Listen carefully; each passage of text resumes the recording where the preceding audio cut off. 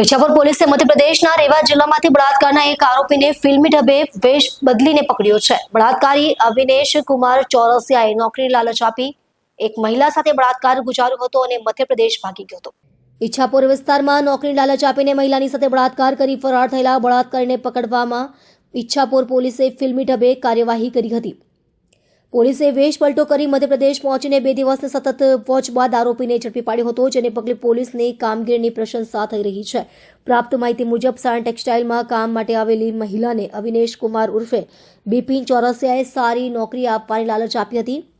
બળાત્કારીએ મહિલાને Ichchhapur gems and jewellery પાર્કના હીરા બુર્શમાં કામ બતાવવાના બહાને એકાંત સ્થળે લઈ ગયો હતો, જ્યાં તેણે મહિલા પર બળાત્કાર ગુજાર્યો હતો. ઘટનાના સમયે આરોપીએ ચપ્પુ બતાવી ચાંથી મારી નાખવાની ધમકી આપીને ફરાર થઈ ગયો હતો. આ મામલે ઈચ્છાપુર પોલીસ મથકમાં ગુનો નોંધાતા પોલીસ દ્વારા સીસીટીવી ફૂટેજ અને કોલ ડિટેલ્સના આધારે તપાસ હાથ ધરવામાં આવી હતી. તપાસમાં ખુલ્યું કે બળાત્કારી મધ્યપ્રદેશના રેવા જિલ્લાના સેમરિયા ગામે છુપાયો છે. આથી ઈચ્છાપુર પોલીસની ટીમ મધ્યપ્રદેશ પહોંચી હતી. આરોપીને શંકા ન જાય તે માટે પોલીસ કર્મીઓએ વેશ પલટો કર્યો હતો.